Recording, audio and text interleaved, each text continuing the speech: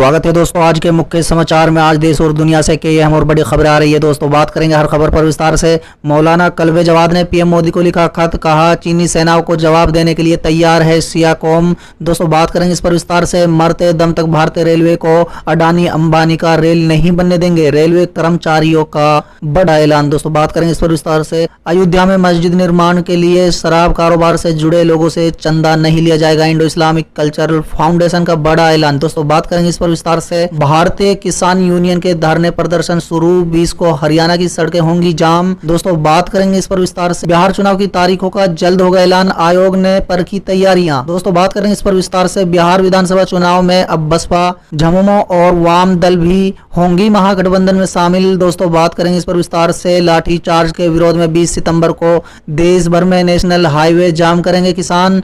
दोस्तों बात करेंगे इस पर विस्तार से। लोकसभा में प्रश्न काल पर विपक्ष का हंगामा, ओवैसी बोले डिवीजन कराए स्पीकर। दोस्तों बात करेंगे इस पर विस्तार से।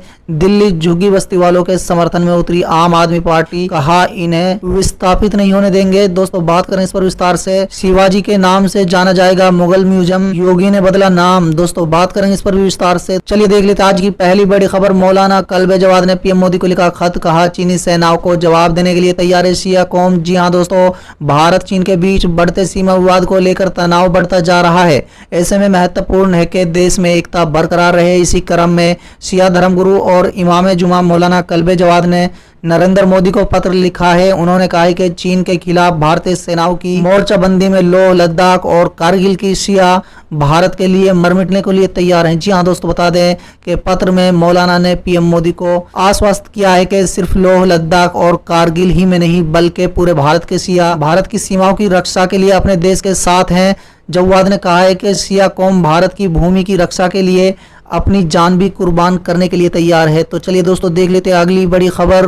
मरते दम तक भारतीय रेलवे को अडानी अंबानी की रेलवे नहीं बनने देंगे, रेलवे कर्मचारियों का बड़ा ऐलान। जी हां दोस्तों, बता दें लखनऊ रेलवे के निजीकरण और निगमीकरण के विरोध में उसके कर्मचारियों ने सरकार के खिलाफ लड़ाई का मन बना लिया। दोस्तों इस मुद्दे पर रेलवे यूनियन से जुड़े अधिकारियों की ओर से लगातार बैठक चल रही है। अधिकारियों का कहना है कि वो निजीकरण और निगमीकरण का पूरी तरह से विरोध करते हैं। उनका आरोप है कि मोदी सरकार रेलवे के टुकड़ों में बेच रही है। वो किसी भी कीमत पर भारतीय रेलवे को अडानी अंबानी रेलवे नहीं बनने देंगे, इसके लिए वो मरते दम तक आंदोलन करेंगे। चलिए अगली खबर। अयोध्या में मस्जिद निर्माण के लिए शराब कारोबार से जुड़े लोगों से चंदा नहीं लिया जाएगा, इंडो इस्लामिक कल्चरल फाउंडेशन का बड़ा ऐलान। जी हां दोस्तों, बता दें सुप्रीम कोर्ट के आदेश पर सरकार द्वारा अयोध्या में दी गई वैकल्पिक जगह में यूपी सुन्नी वक्फ बोर्ड मस्जिद बनाएगा। इस बीच Indo Islamic cultural foundation trust ने आर्थिक सहयोग के लिए गाइडलाइंस तैयार कर लिए। दोस्तों बता दें गाइडलाइंस के मुताबिक अयोध्या के धन्नीपुर गांव में मस्जिद का निर्माण शरई तौर पर जायज पैसों से ही होगा। इसमें ब्याज और शराब कारोबार से जुड़े लोगों से इसके लिए चंदा नहीं लिया जाएगा। दोस्तों Indo Islamic cultural foundation trust के मुताबिक इस संबंध में जल्द ही वेबसाइट और पोर्टल तैयार हो जाएगा। इसके बाद तय होगा कि किस अकाउंट में मस्जिद और किस में अस्पताल के लिए सहयोग लेना है। चलिए अगली खबर। भारतीय किसान यूनियन के धरने प्रदर्शन शुरू, 20 तारीख को हरियाणा की सड़क होंगी जाम। जी हां दोस्तों, बता दें केंद्र सरकार के 3 अध्यादेशों और पीपली रैली के दौरान किसानों पर लाठी चार्ज करने के विरोध में भारतीय किसान यूनियन आज से हरियाणा के सभी जिले मुख्यालयों पर धरना दे रही है। दोस्तों ये धरने 19 सितंबर तक जारी रहेंगे। उसके बाद भी अगर ये अध्यादेश वापस नहीं लिए गए तो 20 सितंबर को हरियाणा में सड़कें जाम हो जाएंगी। चलिए अगली खबर। बिहार चुनाव की तारीखों का जल्द होगा ऐलान, आयोग ने परखी तैयारियां। जी हां दोस्तों, बता दें चुनाव आयोग की टीम ने बिहार में चुनावी तैयारियों का जायजा लेना शुरू कर दिया है। दोस्तों दरअसल आयोग की 2 सदस्यीय टीम ने राज्य के विभिन्न जिलों में चुनाव तैयारियों की जांच की और प्रशासनिक अधिकारियों के साथ विभिन्न मुद्दों पर चर्चा की। आयोग की टीम 2 दिनों तक बिहार में रहेगी और इसके बाद चुनाव तैयारियों के बारे में आयोग को एक रिपोर्ट सौंपेगी। माना यह जा रहा है कि आयोग द्वारा पूरे राज्य के दौरे के बाद राज्य में चुनाव की तारीखों की घोषणा कर दी जाएगी। चलिए अगली खबर। बिहार विधानसभा चुनाव में बसपा, झमुमो और वाम दल भी होंगे महागठबंधन का हिस्सा। जी हां दोस्तों, बता दें बिहार में महागठबंधन का आकार बड़ा करने के लिए पहल तेज हो गई है। बिहार के साथ दूसरे राज्यों की भाजपा विरोधी पार्टियों को भी जोड़ने की पहल रजत प्रमुख लालू प्रसाद यादव ने शुरू कर दी है। दोस्तों उनकी इस पहल पर तेजस्वी यादव इस मुहिम में लगे हुए हैं। इस सिलसिले में झारखंड मुक्ति मोर्चा से बात हो चुकी है। झारखंड के सीएम हेमंत सोरेन ने रजत के साथ मिलकर बिहार में भी चुनाव लड़ने की घोषणा कर दी है। अब नई पहल बहुजन समाज पार्टी को मिलाने की हो रही है।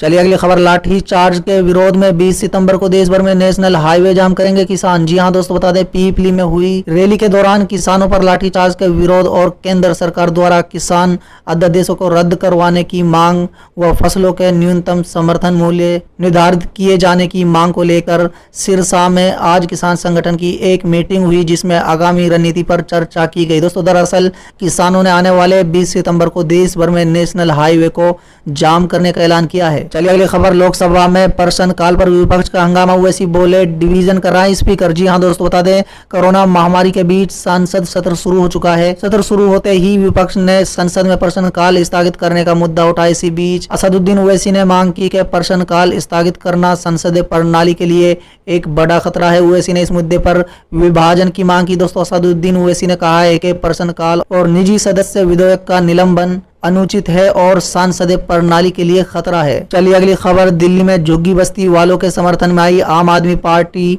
कहा उन्हें विस्थापित नहीं होने देंगे। जी हां दोस्तों, बता दें दिल्ली के मुख्यमंत्री अरविंद केजरीवाल ने सोमवार को कहा है कि वो दिल्ली में रेलवे लाइन के आसपास बनी झुग्गी बस्तियों में रहने वाले लोगों के विस्थापित नहीं होने देंगे और उनकी सरकार उन्हें घर मुहैया कराने के लिए केंद्र के साथ मिलकर काम करेगी। चलिए अगली खबर, शिवाजी के नाम से जाना जाएगा मुगल म्यूजियम, योगी ने दिए आदेश। जी हां दोस्तों, बता दें योगी आदित्यनाथ ने आगरा में मुगलों की विशेष उपलब्धियों को प्रदर्शित करने वाले मुगल म्यूजियम का नाम बदलकर छत्रपति शिवाजी महाराज के नाम पर रखने का आदेश दिया है। दोस्तों राज्य सरकार के प्रवक्ता ने बताया कि योगी ने यहां अपने सरकारी आवास पर वीडियो कॉन्फ्रेंस के माध्यम से आगरा मंडल के विकास कार्यों की समीक्षा के दौरान ये आदेश दिया है। चलिए अगली खबर, मुसलमानों के खिलाफ जहर उगलने वाले टीवी प्रोग्राम पर सुप्रीम कोर्ट ने लगाई रोक। जी हां दोस्तों, बता दें सुप्रीम कोर्ट ने समुदाय विशेष पर लक्षित टीवी शो पर रोक लगा दी है। दोस्तों टीआरपी और सनसनी को लेकर सुप्रीम कोर्ट ने बोली है बड़ी बात। बता दें सुप्रीम कोर्ट ने मंगलवार को एक टीवी शो पर रोक लगा दी है,